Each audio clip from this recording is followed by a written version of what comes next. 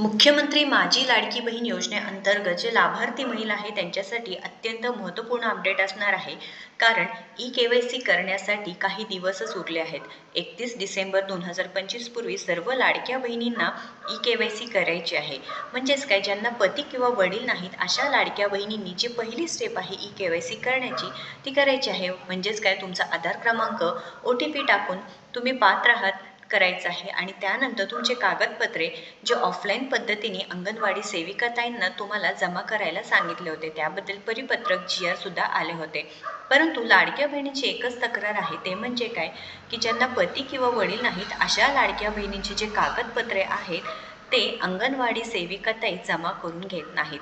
यावरच विचार करून सरकारने शासनाने हे निर्णय घेतला असणार आहे. कारण लाडकी बहीण योजनेची जी वेबसाईट आहे ती सध्या अंडर मेंटेनन्स आहे. म्हणजेच काय, त्यावरती काम सुरू आहे. तुम्ही पाहू शकता, ही जी ऑफिशियल वेबसाईट आहे ladkibaheen.maharashtra.gov.in, यावरती ऑप्शन येत होतं पहिलं की ई-के-वाय-सी करण्यासाठी इथे क्लिक करा. पण आता ऑप्शन येतोय ई-के-वाय-सी इज करंटली अंडर मेंटेनन्स. म्हणजेच काय, माननीय आदिती तटकरे यांनी सुद्धा सांगितलं होतं की ज्यांना पती किंवा वडील नाहीत अशा लाडक्या बहिणींसाठी आम्ही वेबसाईटवरती लवकरच काम सुरू करणार आहोत व त्यांना कागदपत्रे अपलोड करण्यासाठी पर्याय देणार आहोत.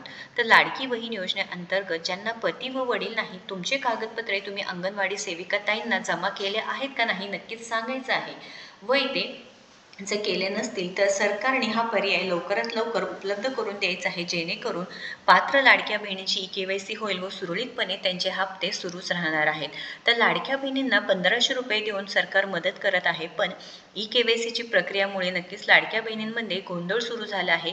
ज्यांना पती वडील नाहीत अशा लाडक्या बहिणींनी ई-के-वाय-सीमध्ये घाईघाईत काय केलेलं आहे की त्यांनी त्यांच्या भावाची किंवा त्यांच्या मुलीची जे काही आधार क्रमांक टाकून ई-के-वाय-सी प्रक्रिया पूर्ण केली आहे.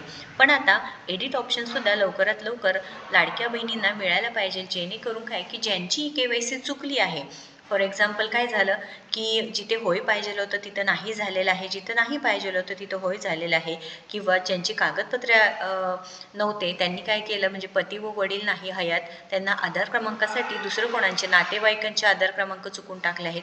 असे भरपूर चुका झाल्यामुळे लाडक्या बहिणीची ही मागणी आहे की एकतर एडिट ऑप्शन दिला पाहिजेल आहे व दुसरं म्हणजे ऑनलाईन पद्धतीने कागदपत्रे अपलोड करण्यासाठी इथे ऑप्शन दिलं पाहिजेल आहे. आता सरकार वेबसाईटवरती काम सुरू आहे. मुख्यमंत्री माझी लाडकी बहीण योजनेची जी वेबसाईट आहे त्यावरती काम सुरू आहे. म्हणजे सरकारने हे दोन्ही ऑप्शन देण्याचे चान्सेस जास्त आहे. तुम्हाला नक्कीच गरज आहे का नाही नक्कीच कमेंट करून सांगायचं आहे. महत्त्वपूर्ण माहिती आपल्या लाडक्या बहिणींपर्यंत पोहोचवायचं आहे. टेन्शन घेऊ नका. अजून 15 ते 20 दिवस आहेत आपल्याकडे ई-के-वाय-सी करण्यासाठी. सुरळीतपणे ई-के-वाय-सी होणार आहे. घाई करू नका. शांतपणे विचार करून लाडकी बहीण योजनेची ई-के-वाय-सी करा, जेणेकरून पुढे तुमचे पैसे चालूच राहतील, हप्ता बंद होणार नाही. लाडक्या बहिणींनो, ई-के-वाय-सी इज करंटली अंडर मेंटेनन्स. म्हणजे इथे मंत्री आदितीताई तटकरे यांनी सांगितलं होतं की जे काही कागद अपलोडेशनचा पर्याय असो किंवा एडिट ऑप्शनचा पर्याय आहे ते लवकरात लवकर चालू करावी, ही सरकारकडे एक विनंती आहे. तुम्हाला काय वाटतं नक्कीच कमेंट करा.